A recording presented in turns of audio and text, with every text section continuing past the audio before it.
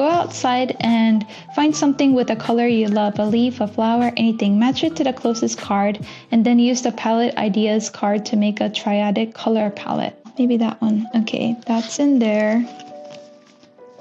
And then that is definitely in there. And then the greens, but maybe it's more closer to that. Then it's got a yellowy white to it. Okay, I'm gonna just choose one of the colors and do a triadic color palette with this. I would even go with this. Oh, that's super pretty. I love that. And from here on, I will be sharing with you what I create with these colors that I've chosen today. Hi everybody, so in today's video, watch me paint a loose magical owl using colors chosen with Palette Scout. This uncut, real-time process shows every step in my Etchers Lab sketchbook, the perfect sketchbook, from first wash to final details in about roughly a 30-minute painting session. So here I am. Sorry my voice is very quiet because I am recording at 10:36 p.m. while all my family is asleep, and it's basically because I have no time to edit tomorrow as my son's daycare will be closed because it's snowing here in Washington. So anyways, put that aside. I've chosen this reference photo of the owl. I can't kind of go back. I went back to Pinterest to see who the artist was and so forth, but I couldn't allocate it anymore. So if anybody knows, please leave it in the comments. So I found this Pinterest image of an owl. I believe it is an AI generated photo, as it has those really fancy unicorny wings, which I don't think is real. But anyways, so I start off with the whitewash with the buff titanium around the pinkish areas of the top of the barn owl's head, and then I work in with the lavender color from Holbein for the areas that I see a bit of shadow above the eye.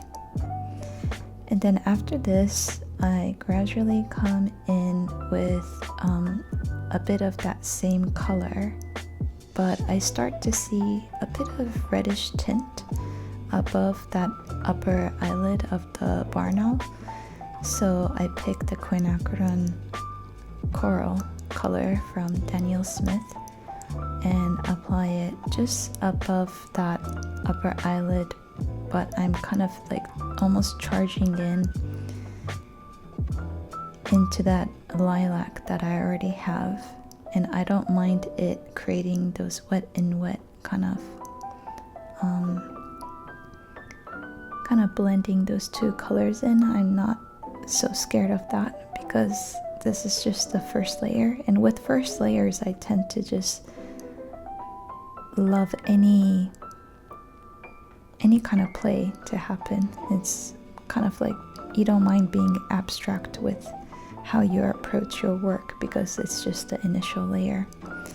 And talking about play, at this time I was painting this, it was really for me to loosen up because I was working on John Singer Sargent's video, which I believe some of you may have seen. I'll link it in the description below. But basically I'm creating every month one master's portrait, which I'm going to call the Masters Reimagined Portrait Series, and I'll have a playlist for that. But I was working on it, and I've created studies. I've created his one portrait study as well, and then the final version was just my interpretation of what I wanted to paint Sargent like, and basically I got stuck there and I couldn't move forward. So I just wanted to play, have fun, and painting in this Etcher perfect sketchbook was a way for me to kind of loosen up and just, kind of connect to that playfulness in watercolor. Okay, so I'm going in more of that right hand head shape of the owl with buff titanium, and then I've worked my way down.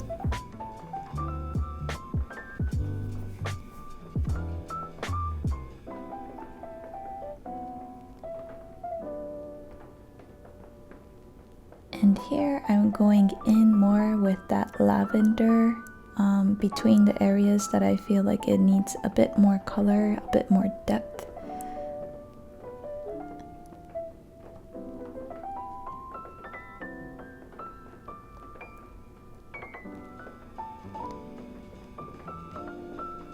And I'm trying to create a bit more texture around the beak of the barn owl, as well as I kind of see this darkish hairline, so I'm trying to add that as well.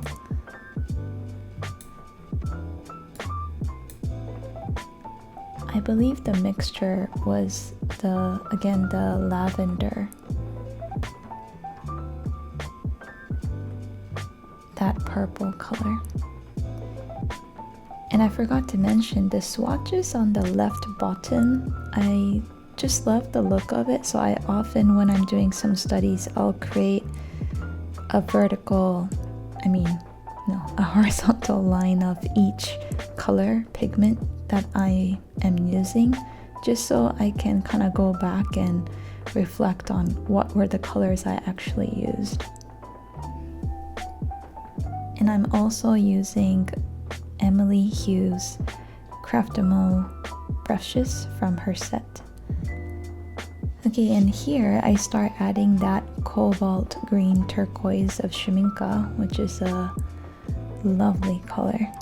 And I'm adding it to the wings here, where I see a lot of greens in that photo.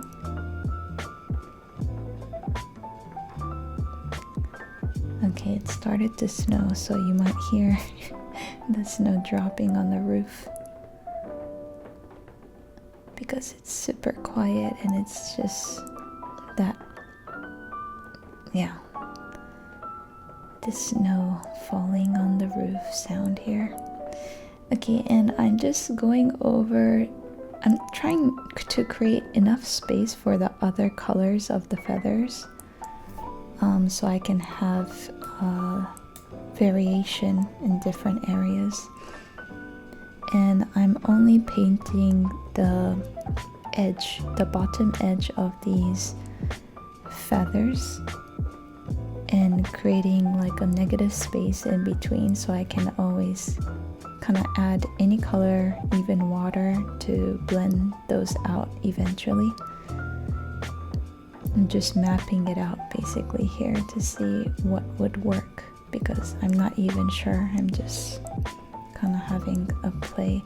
And later on I kind of realized I shouldn't have made those swatches that big because I think I needed more of that wing space, really. So that was my bad to have so much of a space for the swatches. Maybe it could have been on the right hand side rather than the left, but it is what it is. And now I've created this like mixture of the buff titanium with the cobalt green turquoise and the lavender, and kind of like added it around the areas of the bottom, around the neck area basically of the barn owl. And then here I'm going in with that same lavender color and filling in more of those feathers.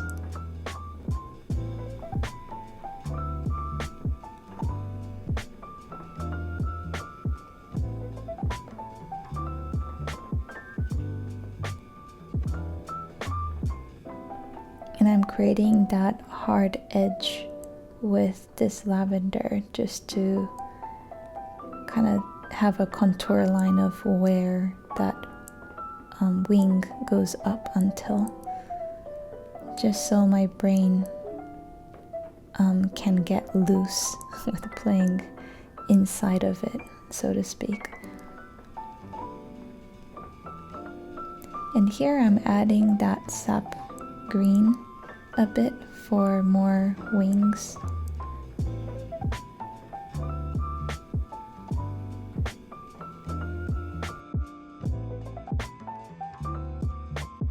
think I went a bit overboard with like putting in so many colors, and that I should have probably set how many percentage of each color I'll be using, because I'm using quite a lot of colors here.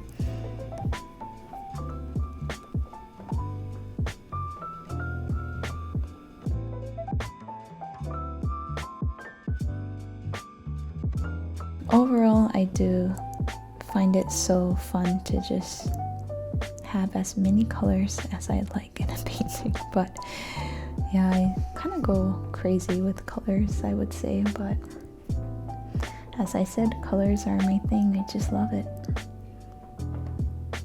Oh, by the way, the first video, the part 1 of this, I've received comments from much more advanced color nerds out there. And I just love it so much. It's so fun just connecting here in this community. Like it's wonderful, you know, because I don't get that experience just moving out here in Washington. I've not met like an artist friend that I can kind of connect to, so it's been quite lovely to connect with you all. Okay, so I've added quinacridone coral into like just wet and wet technique into some of those feathers, and because I think I overlapped it with some of that cobalt green turquoise in the sap, it's created a bit of like a desaturated look, but I thought it was totally fine. And I'm coloring in some of those negative spaces I've created just to kind of blend them out. At this stage, I did think like, oh, maybe that quinacridone coral blending in didn't quite work out, because I don't like it desaturated as much with other colors. I like it when I use it on its own, or at least with some of the analogous colors, like the friend colors that's like right next to them, so it's not further, you know, blended with something further apart. But anyways, so I go in with more lavender here just to add some more depth to the second layer of some of these wings. And I think I kind of am stopping here and there, kind of trying to look at the whole picture and be like, oh shoot, maybe this isn't going to turn out as nice as I wanted, but trying to blend everything in, trying not to leave any negative space now. And I think I'm struggling here. I'm like, what should I do with this quinacridone coral? But don't worry, I'll pull it off as best as I can.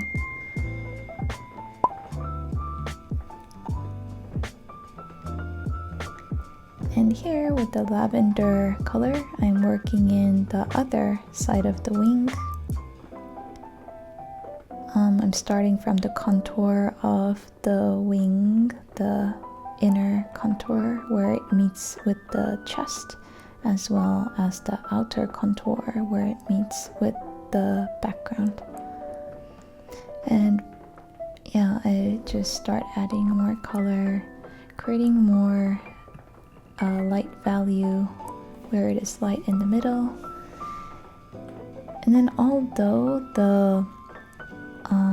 the neck area of the barn owl is completely white, and what creates that line between the background and the neckline is actually how the values are different. But here I just added a contour line as if the neckline is darker, but anyways, it's fine. And I've added buff titanium in the chest area, as I didn't want to use that same lilac for the chest because it'll blend in with the wings that I created on the right hand side. And then I add some splatters just to kind of loosen up. I just love adding splatters to my paintings, I think partly just to loosen up. I took a summer school with Aine Divine, who's the Portrait Artist of the Year and the finalist of 2014. And I've also done a podcast interviewing her. So if you'd like to listen to that, check that out in the description below. But yeah, Sensei Anya often just splatters, like put splatters on her painting when she wants to loosen up, and she's calling for that, like she's trying to be present with her body and like tune in when things are going well as when maybe she's trying to shift gears in her creative like mind and like her energy as well. But I just find this is one of my creative process, and it helps me to kind of loosen up at the same time and be like, oh, it's okay to let go, you know. So anyways, but because these splatters can go completely wrong as well, I have to be kind of mindful of also looking at, does it actually work or not? And when it doesn't, I just get it out with some paper towels, or even put some more water to kind of get out those values so it doesn't look as strong. Okay, so I start filling in more depth with the lavender, and I start mixing in that smalt into the lavender to make it even deeper, because as you can see, the lavender pigment is quite opaque. It has a lot of white in it, and it doesn't become so dark in mass, so I had to add some of that smalt to kind of darken it a bit. And then I added around that face line just to kind of set the division between, okay, this is the hair, the face line, and this is the top of the head, so to speak.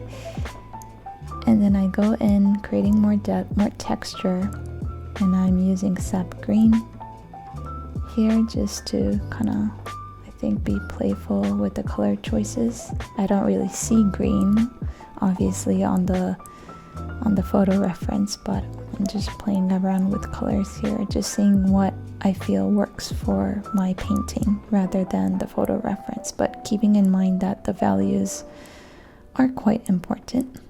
I'm adding again lavender here where I see more shadows, more darks, and also getting in that beak. So I think the beak was weirdly the most difficult bit of this painting, actually, apart from the wings. I think it's somehow related to the shape. Is quite awkward in a way, because like, is it a triangle? But it's a curved triangle, and it has a slightly the highest point at the bottom, and then it tips in towards the chin of the barn owl. Anyways, I'm gonna stop there. But and then here I get inside those eye lines a bit more, and I'm leaving the iris of the barn owl for the final bit. I don't know why I did that, but I guess I didn't want to add in those darkest darks, and then it, you know, because I'm kind of working wet and wet, it goes inside, it blends into the outer layers, and I guess I didn't want that because the eye line is very important. And here I'm just trying to create those slightly visible hair lines. Well, not hair lines, the fur of the owl, I suppose, with lavender. And I don't like creating a very strong stroke for each fur, so I'm just adding a few hair here and there. And then I'm adding more of the beak, but you can see that I'm kind of struggling with the beak. I'm just like, that doesn't look right, that looks so fake. Yeah, look at that, it's so ugly. Anyways, and then I go in just creating more contours, more darks of that line between the chest and the wing. And then finally I'm going in the iris. And here I'm what I'm trying to do is basically be mindful of where the lightest light of the eyes are, and trying not to cover that area, because I'm so into eyes. Like, I love painting eyes. Probably the color is the number one key factor of me wanting to paint, but the second would be the eyes. That's why I'm not really into landscape painting or abstract painting, because it doesn't show me any emotions of any sort. It's almost like the soul, right? The soul of a living creature. Yeah, I just met up with a neighbor who just lives really right across from me, and how amazing is that, right? And she is in this art world business, painting for 20 years. So she's older than me, and she has more experience, and she does landscape paintings, and it's beautiful. But at the same time, when she was like, hey, do you like plein air painting? Maybe you can join us. And I was just like, no, it just doesn't suit me. It's not just me, you know. I mean, I might try it someday, but it just, I don't know, it doesn't spark me. Anyways, okay, so I've done one layer of the eye, so I'm moving into the beak again. And you can see I'm struggling again. I think I went too dark with that quinacridone coral to cut that line between the top beak and the lower beak, and I just struggled. And here I'm adding just more texture with the lavender around the head and the neckline, towards the neckline. Just adding like dry brush technique, because I want to start thinking about finishing the painting. And that's how fast my brain works. I'm just like, okay, I'm out of this painting now. I'm into the next idea. Do you ever have that? I do. I'm just like, yeah, I'm done with this. Gotta move on and finish. This is the finishing line. It's like that last 5 minutes of bath time. So yeah, adding more texture. I know there isn't much texture in the chest, so that was another bit. I was just like, oh, I wish I chose another photo reference. But anyways, so I'm going into the eyes again here, and it's not dry yet, so I'm being mindful to not disturb too many areas, but going in those darkest dark. And what color am I using here? I am using Moon Glow. Now, this wasn't in the palette that I've chosen, but when it comes to darkening things, and if you know how to use color, you can tell that from that color choices that I've made, you cannot create a very deep color that has a deep value, a dark value. So here I'm using Moon Glow, and Moon Glow doesn't really get too dark either. So I might have even added neutral tint from M. Graham. I'm not too sure, but I do think I did add that at the end.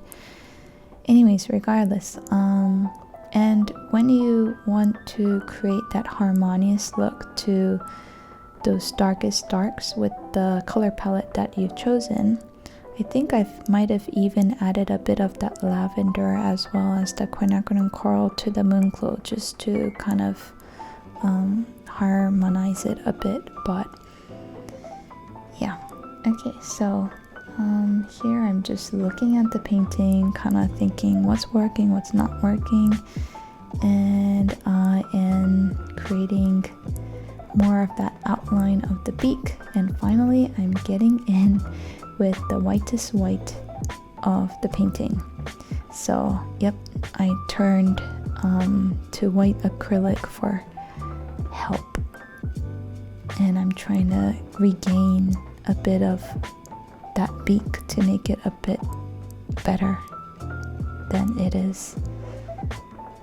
And I see that the tip of the beak is white-ish. It's still saturated, not saturated, it's desaturated. It's not as white, it's more grayish white. But regardless, I was just like, I need to regain this beak back. So yeah, and here I am, I'm trying to create those tiny furs, those white furs around the owl's face, as well as the eyes. I'm coming in that white speck of light that you see in the eyes and working into those furs again. So here I'm just going to add more furs because I didn't use any masking fluid or what else, leaving negative space or anything. I do have do you call it the PBO? Yeah, masking fluid, which has like a fine tip, 0.7 millimeters. I think I like that the most, but I don't know, I've never been like a masking fluidy person. When I do use it, it just looks so unreal and it's not thin enough, or it doesn't blend into the surrounding watercolor, the pigment enough, if you know what I mean. I know there's ways to kind of like blend it a bit, but it's never quite worked right for me. If you're into a very cleanish look, like, you know, the way that Kelogsloops, the artist, the brilliant watercolor artist, he kind of uses masking fluid a lot in his work, and he uses it very nicely, and it's crisp and clean. And you know, if you're going for that look, I think it works. But when you're kind of like a loose painter like I am, I just don't, I don't see the use of it as much. Maybe I'll start using it, who knows. And here I'm trying to create that border between the owl and the background, and adding a bit of those whites in the feathers as well. Creating some textures here and there where the light is hitting on the wings.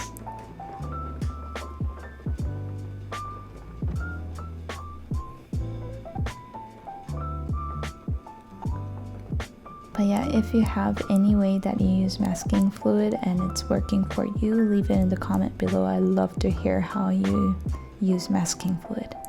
I'm struggling. Basically, I don't know.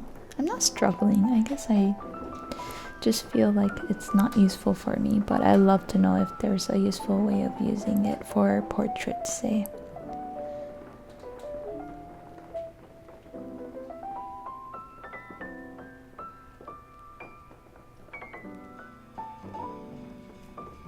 Yeah, just adding those whites at the end just like makes the painting pop. It's almost like I'm cleaning up the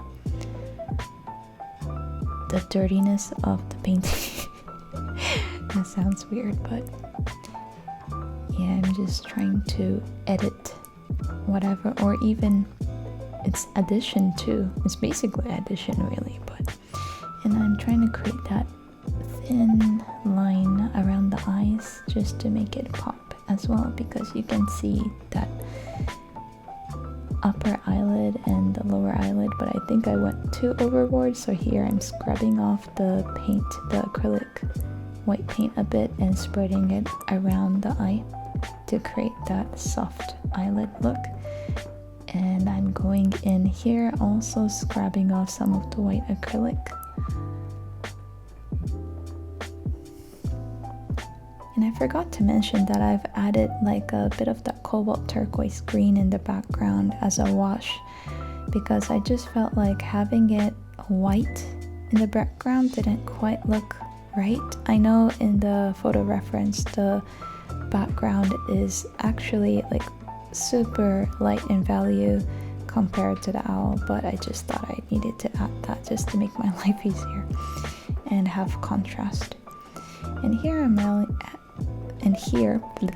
I've added some pastel color pencils just to kind of add in a bit of fun, a bit of color, a bit of blend into what looks just not done properly. I just felt like I didn't have enough values for that beak, and I didn't want to go in again with watercolor, so I use like a pinkish tone pastel pencil as well as this lavender lilac colored pencil around the eyes just to redefine those eyelids of the owl.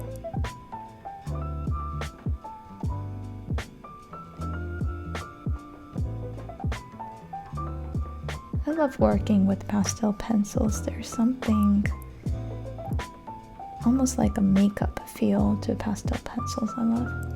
And here, of course, I'm signing my finished artwork because I just love doing this. It's become like, you know, okay, that pen didn't quite work at the end, but sometimes it happens.